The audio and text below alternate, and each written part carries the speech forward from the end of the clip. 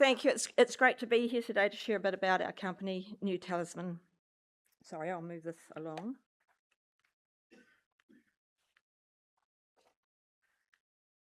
New Talisman Goldmines. I'm the General Manager, Jane Bell. I wear a number of hats at Talisman, but today I'm here as General Manager. New Talisman is an explorer that already has a 350,000 ounce JORC mostly inferred resource at its Talisman mine in Karangahaki. NTL truly represents a world-class opportunity in a world-class gold province. Here we've got the usual disclaimer. All of what you hear today is publicly available, and we are simply bringing it together in one presentation. This presentation is for information purposes only and does not represent any kind of offer. A quick corporate overview. We're NZX listed. NTL is our ticker code. Currently, our market cap is 12.6 million, which is likely a little undervalued given our 350,000 ounce defined JORC resource. NTL holds 2 permits in the Karangahaki area between Paeroa and Waihi in the North Island. The first is our Talisman Minerals mining permit at the historic Talisman mine. The second, a neighbouring tenement, is the Rahu exploration permit, and I'll share more about the opportunities in those permit areas later in the presentation. The company currently has no debt and has been well supported by a number of loyal shareholders over a number of years, and with the shareholders predominantly being from New Zealand. It's interesting to note that more than 50% of the company is held by our top 20 shareholders, some of whom are here in the room today. On to directors and key contractors. We have a great board with a good mix of expertise and experience. Samantha Sharif, our chair, planned to be here to speak to you today, but due to weather conditions down in Wellington, roads had been blocked and her flights were cancelled. Michael Stiasny, he's a well-known professional director. He retires from our board on the 30th of April. Richard Takon, also one that many of you will know from within the industry. He intended to be here today as well, but he's had a bereavement in the family and couldn't attend. And then Terry Moynihan, also an experienced mine operator that many of you may also know. We're well supported by our key contractors. Terra Firma, Lincoln Smith is here today. They're our mining contractor. RSC Consulting for our geological work. White Rock Consulting, also geological work. And Stevens and Associates, Murray is here today as well, who's currently handing over to White Rock as Murray enters retirement. NTL's been around for a while and has achieved a number of milestones. We now have a defined JORC resource. We have all consents in place to commence a 2-year bulk sampling program. NTL has established a processing facility to process the ore from the bulk sampling program. We've commissioned our processing plant and produced and sold our first gold-silver concentrate. We've resolved the issue of tailings management by an arrangement with Melody Gold Pty Limited, and of course we're looking to improve efficiencies and keep our overhead as low as possible. So where to next? Despite our low share price, NTL has a strong asset base with 350,000 ounce gold equivalent JORC resource defined. We look to further enhance that JORC resource with our modelling work that's currently underway that will perhaps add to the JORC resource or find some of it recategorised to indicated or even measured, making it a more bankable proposition.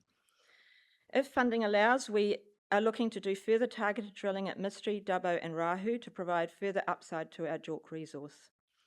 We've recognised that we've been a little under-resourced on the geological services side in recent years, so to that end we've engaged RSC and White Rock to bring that geological insight back into the project.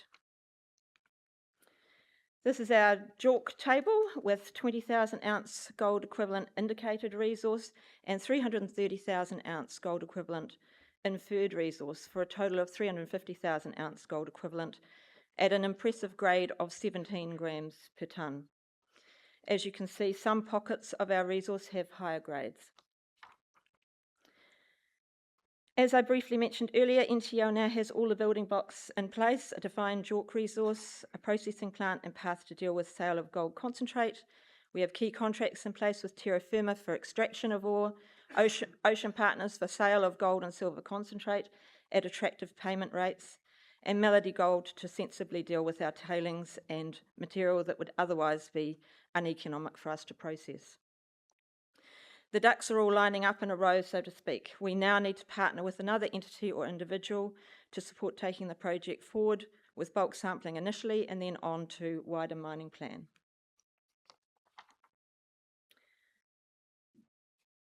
Our plan is to complete targeted drilling at Mystery and Dubbo and to model Crown Welcome data to build on the JORC resource that we currently have. We intend to expand our production under the bulk sampling permit by working on more than one phase to generate economies of scale. We've already added geological support to improve data acquisition and interpretation. We will need to complete the second means of egress to enable stoping and more efficient mining at Talisman. As we progress through that bulk sampling period, we will commence planning our longer term mine plan, along with commencing our exploration program at Rahu. The Talisman mine was officially mined for around 25 years until 1919, the effect of the war intervening with many of miners being sent abroad and then turning their hand to farming upon return. Tribute miners were active between then and the 1970s, and for a short time in the 1930s the mine was reopened. The mine over these periods had a history of significant gold occurrences. These were never fully mined out and in some cases only just touched upon. The area had a number of differing licensing borders, for which many are now our named target areas within the one permit. Areas such as Dubbo, Woodstock, Crown, Welcome and Roderick Dew. The Mystery vein was discovered in the 1980s. I'll cover more about the Mystery shortly. So we have an existing portal and underground workings which has some size and logistics constraints, old workings but plenty of potential with plenty of material left to mine. The project is situated in the Kaimai Mamaku Forest Park with a permit covering the historical Talisman and Crown mines. The main mineralised structures within the project are the Maria vein, the Mystery vein and the Crown Welcome vein. The Maria vein has a strike length of approximately 1.5 kilometres with gold-silver mineralisation occurring in at least 4 shoots of higher grade, known from north to south as Woodstock, Talisman, Bonanza and Dubbo shoots. The Crown Welcome has a similar strike length to the Maria and consists of 50 to 55 degree west dipping vein, the Welcome, with a near vertical footwall vein, the Crown vein. In addition, there are several underexplored vein structures known as the Sutro workings around 100 metres east of the Crown Welcome. This picture is just to give you a bit of an idea of where our tenements are placed. At the bottom of the screen in blue, you'll see our Talisman permit with 350,000 ounce gold JORC resource. And just to the north of that in the green is our Rahu permit. And all around us surrounding, which you just saw in the last presentation, is the Minex permits. Above is the Golden Cross mine, where 1.4 million ounces had been mined previously. Over to the right, the Oceana Waihi mine, where 8 million ounces has been mined by various parties. And there is a 2.1 million ounce JORC resource. Then, of course, to the north is the WKP permit with a 2.3 million ounce resource. It's a very rich mineralised region, which is why we refer to it as a world-class gold province. Here, I'll just take you underground for a moment. This model we're still working on, but it'll give you a feel for the various blocks underground. You can see here we have workings on several levels. Here in the light blue is Dubbo Chute off the Maria vein, with an average resource grade of 21.6 grams per tonne. Then in the green is the Woodstock Chute off the Maria vein with an average resource grade of around 5.5 grams per tonne. Then in the gold orange colour just coming up is the Crown vein, followed in purple by the Welcome vein, which seemed to intersect at one point. We don't currently have a recorded resource for these two veins. Then in the light purple, we move into Mystery vein, where we've been recently working, and we'll just move in there. And we can see the face in here. It's the face of mystery, and just up on the left there, we'll see in a moment, highlighted where the vein is exposed. So we have several exciting opportunities within the mine, and without doubt more opportunities to open up. Our current thinking is untapped resource below the Dubbo workings, and we'd like to prove that up with some selected drilling. So, mystery. The mystery vein, as mentioned, was discovered in the 1980s when the then operator was developing Keeler's crosscut, which connected the Talisman mine with the adjacent Crown mine. This crosscut intersected a previously unidentified vein now called Mystery Vein. It's positioned approximately midway between the historically productive Maria and Crown vein systems. It's believed that the vein had not been previously identified because of its location on the boundary between the two historic mining permits. The company has been working to develop a drive at Mystery North. We're not mining as such at Mystery, as we need to have a second means of egress or escape for our mining team before we can commence stoping, which is a more efficient form of mining. However, it's our plan to extract some ore while developing the drive on vein, which we can do under our bulk sampling permit. We have paused development at Mystery pending a geological assessment and funding. The Mystery vein shows similar geological characteristics to the adjacent Maria vein and Crown veins and follows a similar north-south strike direction. The vein has been exposed on the development drive over a strike length of some 60 to 65 metres, and regular sampling carried out by New Talisman identified channel samples on the face of Mystery with grades of up to 52 grams per tonne gold. It's NTL's belief that an outcrop at surface some 500 metres away on the 7-level track is known as the Roderick Dew, is an outcrop of the same vein. Further drilling is planned to enhance the company's understanding of Mystery.